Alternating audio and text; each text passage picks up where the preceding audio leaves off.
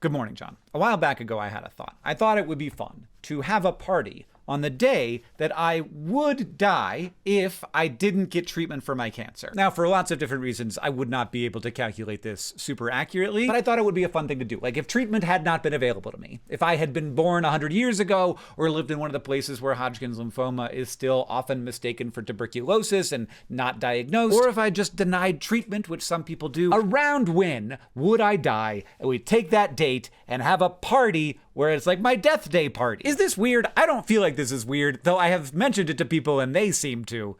I don't think it is. I think this is fun. It's a celebration. It's about being grateful, etc. We'll talk about it more at the end of the video. But there are a few ways to answer this question. None of them are particularly good. So I just picked a methodology. I said, okay, for like a person who was recently diagnosed with Hodgkin lymphoma, what is the point at which 50% of untreated individuals are dead? And this is going to be old data. Like, we don't have this because nobody does this. So we don't know. But the old data is still there and we can look at it, though probably they were being diagnosed at a later stage than I was. So I was like, okay, I'll pad the numbers a little bit. I don't know why, but I assumed that this date would be someday in the future. Hodgkin lymphoma is for sure dangerous, but I caught it when it was early, and most Hodgkin's patients are young, and we think of it as a cancer that is not particularly dangerous. Now, it's a cancer, so it's dangerous, but there are other cancers that, if you were given the choice between the two, you'd pick Hodgkin's. Well, it turns out that not dangerous really is a function entirely of treatment, as Hodgkin's is actually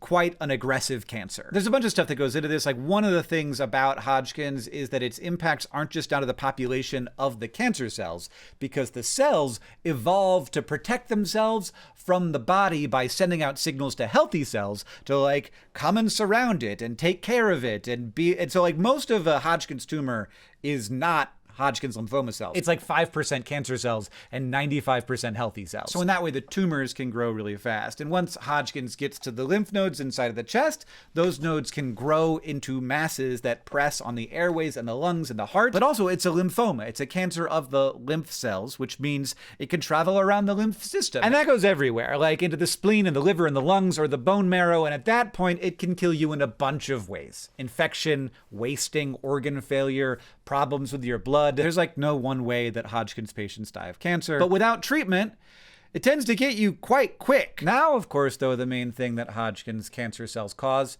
is cancer treatment. And then they can't do anything after that because usually they die. Sometimes they live, which is why I'm still in remission technically and not cured, but I should have a party on that day, which is still 2 years away. But I cannot have my death day party because I did the math and I have missed my chance. I think, there's definitely not a clean clock for this, but assuming a bunch of things and assigning way more precision than I should, let's call it June of 2025. Not sure how I feel about that, John. Because you and I think so much about health equity and health access, it's probably not surprising that the first thought I had after doing this math was something like, I should look to see what that would look like if I were actually the average person on Earth right now and not an American. And I assumed that the news would be very bad. And of course, the news is not quite what I would have liked the news to be. But in the US, around 95% of people diagnosed with Hodgkin's lymphoma will be alive 5 years after diagnosis. If you look at the world as a whole, the number is around 89%. This was a lot higher than I was assuming, and there are a lot of uncertainties packaged up in those numbers, and it might look better than it actually is. For example, there are certainly people who die of Hodgkin's who are never diagnosed, and they would not be counted in those numbers. But most people are counted, and most of those people get good treatment. Obviously, we could be doing better, but it is worth noting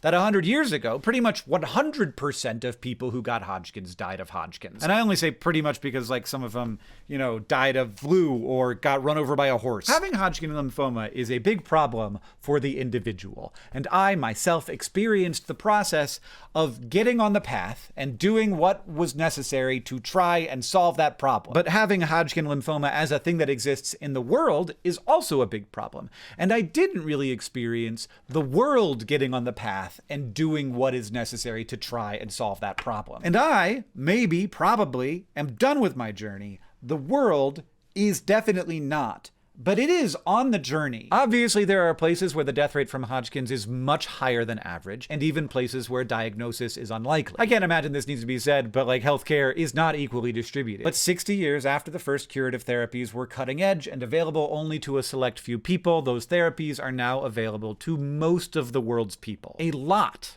of death days sitting in people's past. And we almost never look at them. As you said in your video on Tuesday, I had scarlet fever in my childhood, which means that I've got another potential death day lurking back there that I never think about. I am, of course, not grateful enough for this, but I don't know that a person ever could be.